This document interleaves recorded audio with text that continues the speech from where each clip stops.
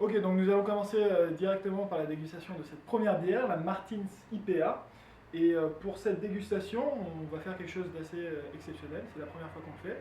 C'est l'un de nos plus fidèles dégustateurs, chercheurs, renommés, non je déconne. C'est William juste, qui est passé par là et qui a voulu déguster avec nous. C'est un de nos premiers abonnés et qui nous suit sur Facebook, sur Twitter, etc. Qui nous a envoyé un petit message pour savoir s'il pouvait venir déguster. Et on a accepté, donc il va affronter en duel Christian pour la dégustation de cette bière, la Martins IPA. Donc Martins IPA de la brasserie John Martins, qui est à l'origine une brasserie anglo-saxonne, qui ensuite est devenue la société John Martins et qui a récupéré dans son giron plusieurs brasseries, des brasseries de bonne qualité. Et ils viennent de créer cette bière, cette IPA. Ouais, donc là c'est une première bière pour nous amener vers l'IPA. C'est ça.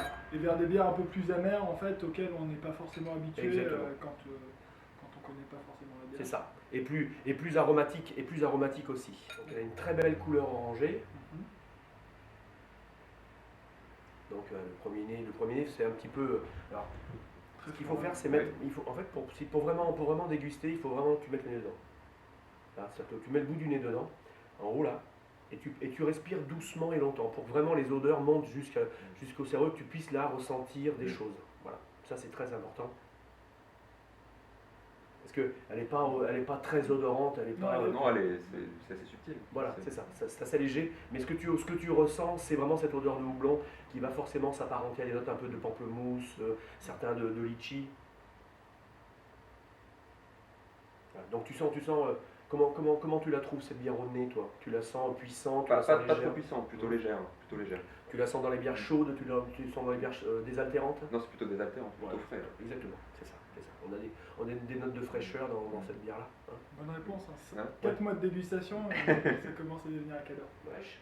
Si vous voulez garder les qualités de la bière, servez-la à 10, cette bière 10-12.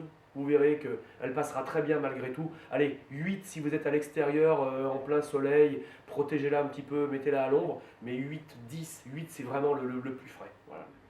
Bon, allez.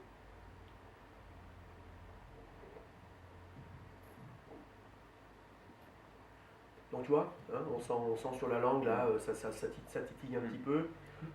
T'as l'amertume qui arrive un peu. C'est un peu surprenant par rapport à l'odeur qui était plus légère. Oui.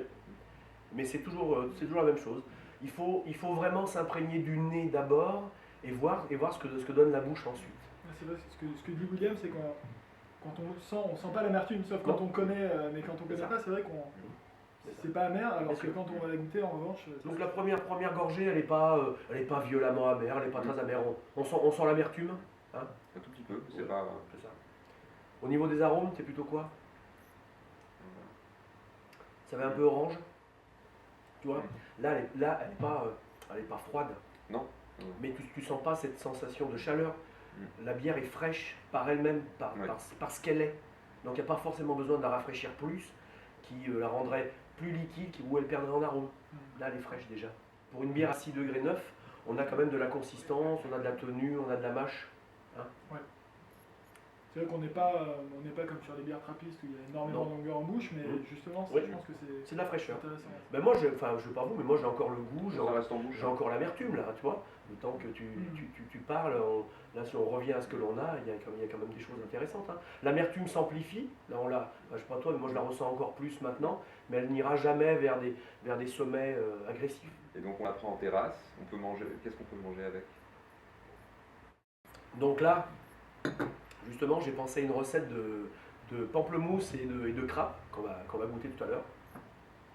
Justement, pareil, c'est une entrée fraîche avec le pamplemousse qui va justement se marier avec ces arômes comme ça de houblon.